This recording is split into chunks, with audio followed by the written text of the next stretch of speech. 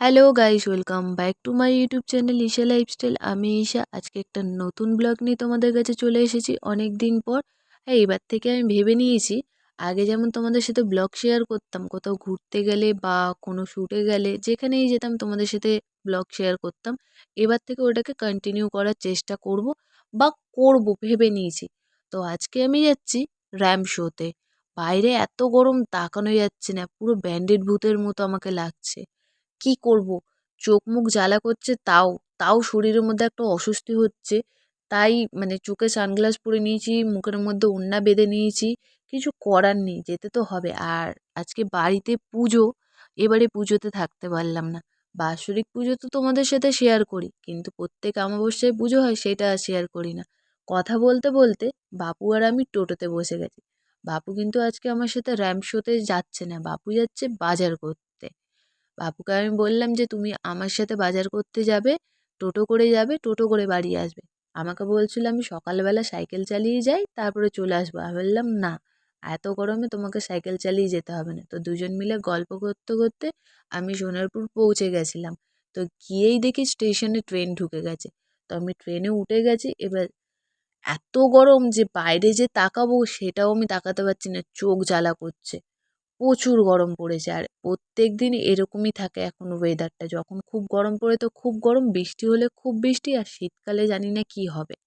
তো যাই হোক, যেতে যেতে বেশ ভালোও লাগছিল। শরতের আকাশ, ওয়েদারটা গরম হলেও আকাশটা খুব সুন্দর লাগছে। তোমাদেরকে একটা মিউজিকে দেখাচ্ছি, কমেন্ট করো কেমন লাগলো।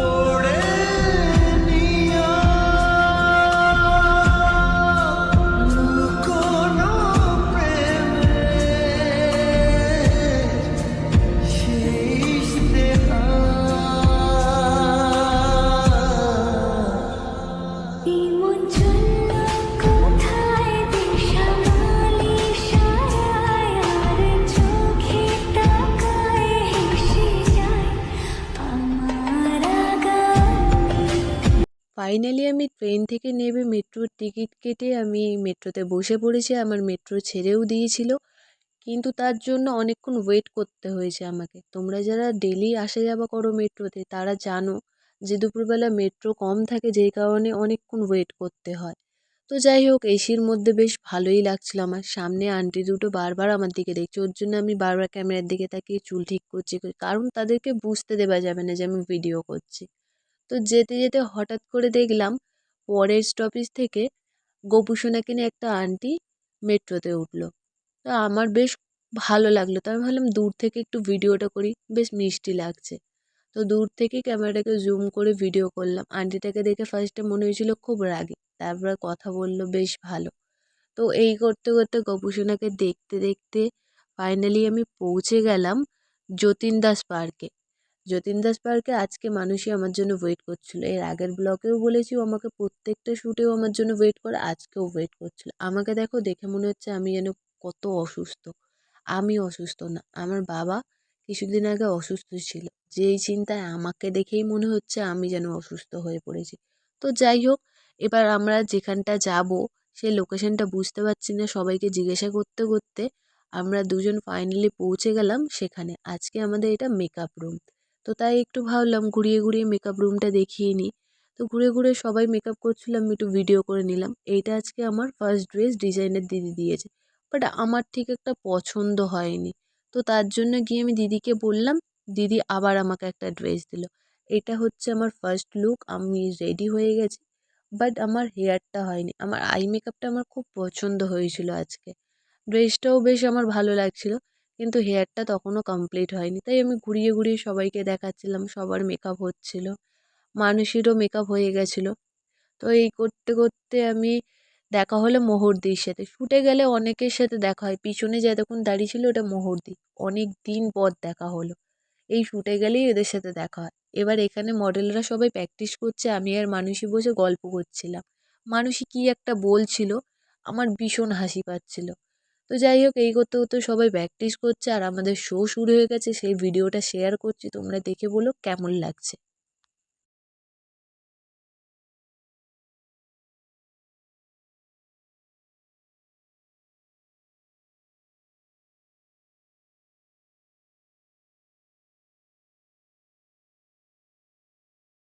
ফার্স্ট রাউন্ড আমাদের কমপ্লিট হয়ে গেছে, তাড়াতাড়ি করে এসে আবার সেকেন্ড ড্রেস পরলাম সেকেন্ড রাউন্ডের জন্য।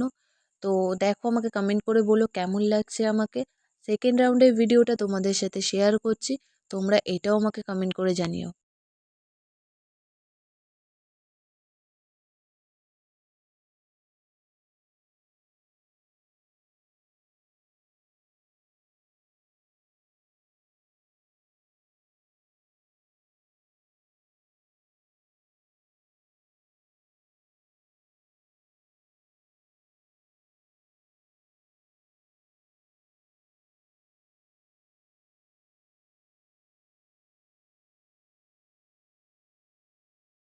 সেকেন্ড রাউন্ডও আমাদের কমপ্লিট হয়ে গেছে।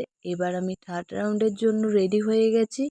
এবারে এই র্যাম শোটা থার্ড রাউন্ডটা একটু ইউনিক, তো তোমাদের সাথে শেয়ার করলাম, দেখে জানিও কেমন হয়েছে।